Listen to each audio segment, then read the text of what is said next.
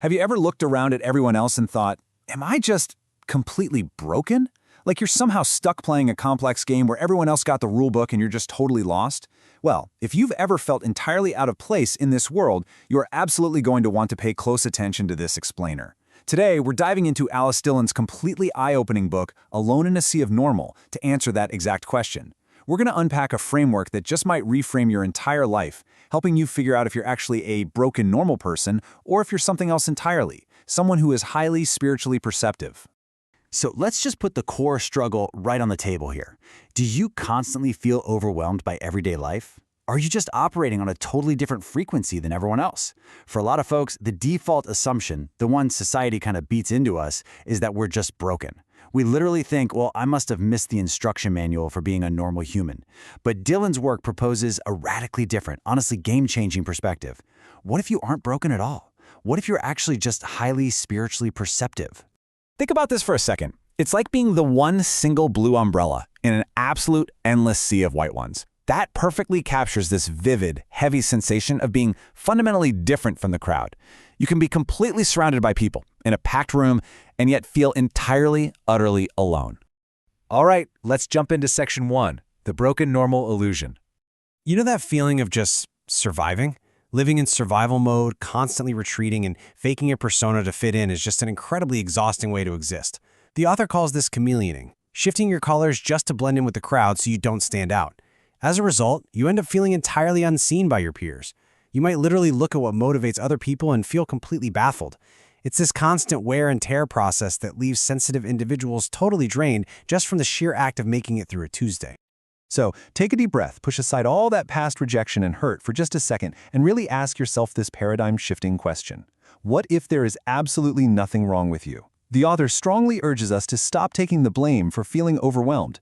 Actually, consider this. What if your intense reactions are a sign of heightened capability rather than a fundamental flaw?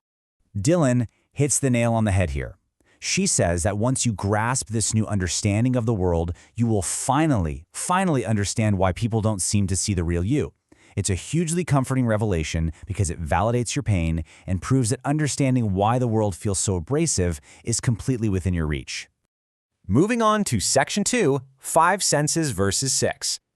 Okay, so instead of being broken, imagine you're a super advanced radio. You are constantly receiving a massive stream of information on 6 different bandwidths, while everyone else around you is only tuned into 5. According to the text, a sixth-sense human naturally processes energetic data and emotions.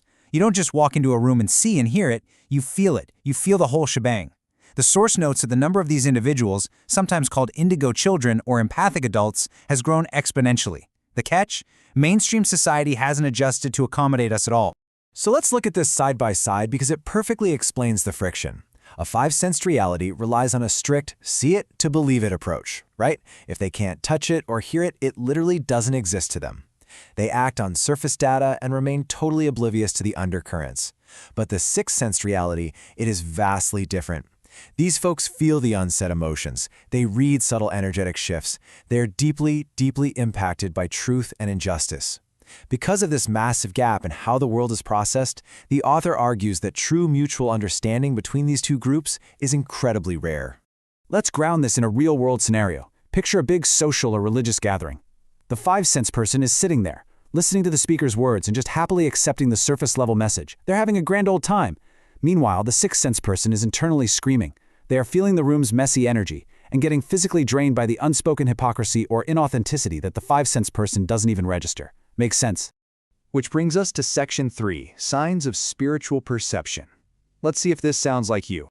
So how do you actually know for sure which category you fall into? Well, if you experience these signs, you are absolutely a 6th-sensed individual. Do you have a visceral, literally physical reaction to injustice? Do you get full-body goosebumps when real truth is spoken? A huge one mentioned in the text is just knowing deeply when people are lying to you, even if you don't have the immediate facts to prove it yet. And then there's this fascinating paradox, craving deep, soul-level connection with others, but simultaneously needing profound, total isolation just to recharge your batteries. Now you might be wondering, if there are so many of us, where is everyone hiding?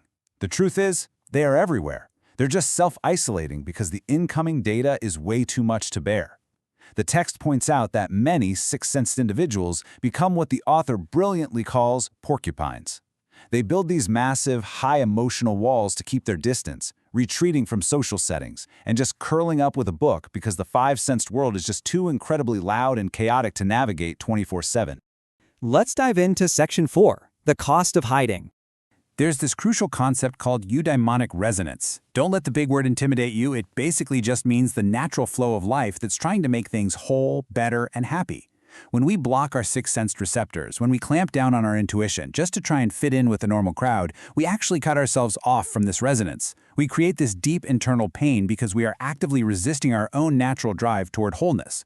And when you're taking in all that data without a framework to understand it, it leads to 24/7 energetic saturation. Your mind is simply flooded. It's too much. The source points out that this extreme overwhelm is exactly why so many sensitive folks turn to intense solitary hobbies, emotional withdrawal, or even self-medicating. They're literally just trying to numb themselves to drown out a world that feels completely abrasive. Finally, Section 5, Reclaiming Your Authentic Self. This is where the magic happens.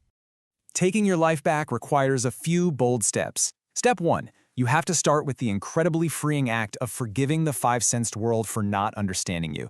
You have to realize they literally do not possess the sensory receptors you do. They can't help it. Step 2. Stop filtering your authentic self just to make those people comfortable. And Step 3. Allow this higher intuitive sense to actually guide your decisions instead of fighting it at every single turn.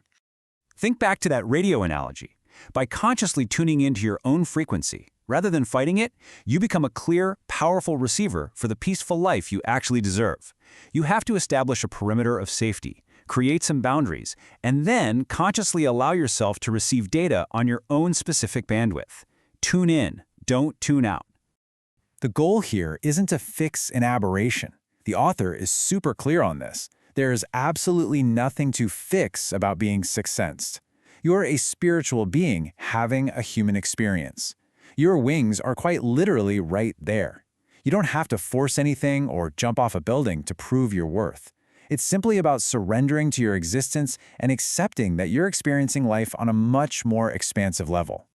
This right here is the ultimate mantra you should take away from this explainer. I am a sixth-sensed human living in a five-sense world, and it's going to be all right.